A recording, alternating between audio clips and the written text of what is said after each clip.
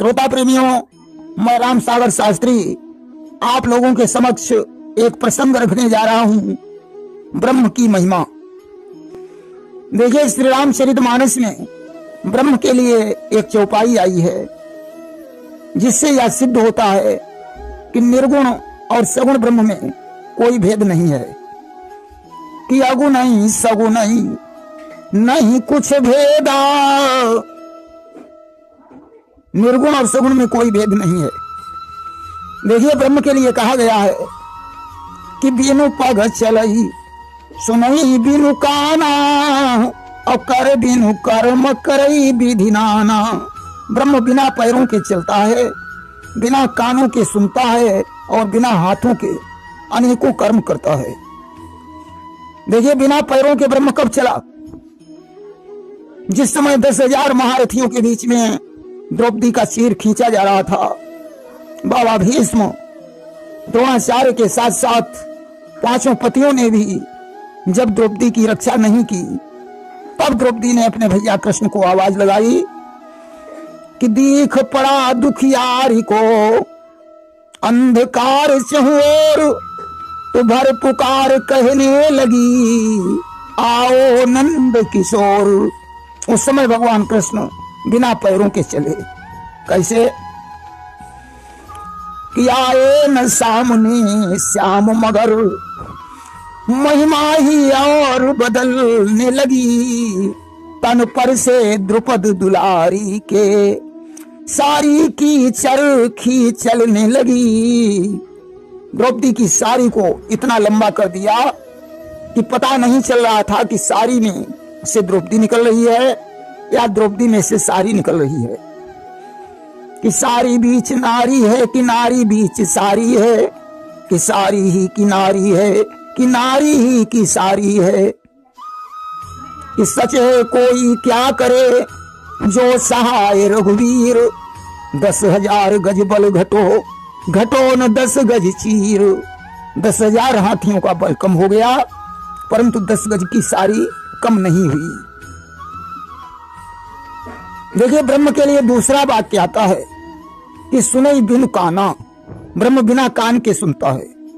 कब सुना? देखें, जिस समय सरोवर में गजराज को ग्राह ने पकड़ा, गजराज लड़ते लड़ते जब थक गया तो उसने भगवान के लिए पुकार लगाई कि करते करते थक गया मैं इंतजारी आपकी, करते करते थक गया मैं इंतजारी आपकी।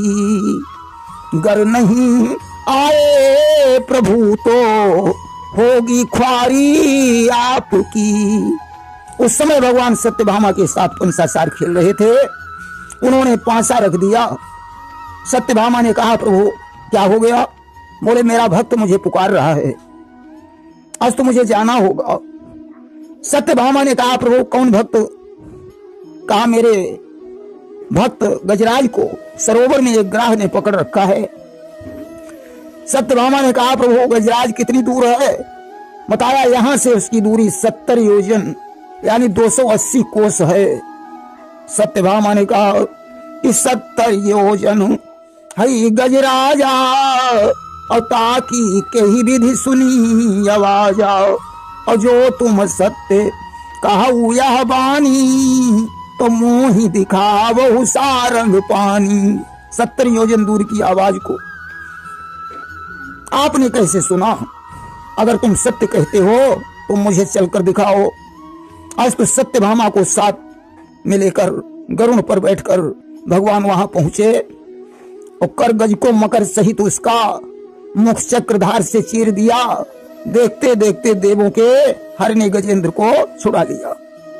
चक्र की धार से मकर का मुख चीरकर भगवान ने गजराज को छुड़ा लिया। देखिए, तीसरा वाक्य ब्रह्म के लिए आता है कि कर बिन कर्म करई विधि नाना। ब्रह्म बिना हाथों के अनेकों प्रकार के काम करता है। बिना हाथों के ब्रह्म ने कब काम किया?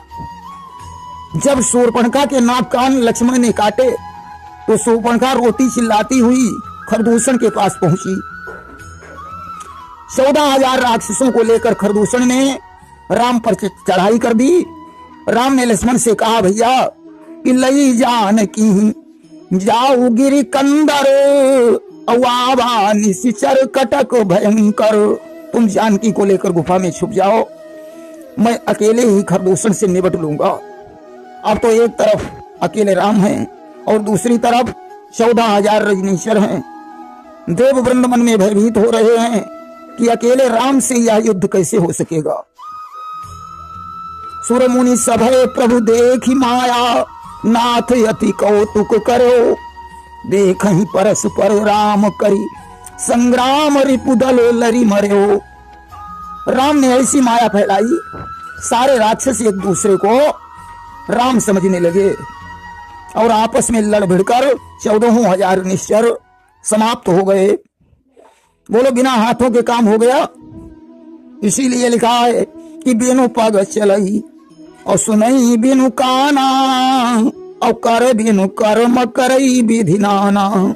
इसलिए जो निराकार है वही साकार है, जो साकार है वही निराकार है, दोनों में कोई अंतर नहीं है। प्रेम से बोलिए वृंदावन बिहारी लाल की जय।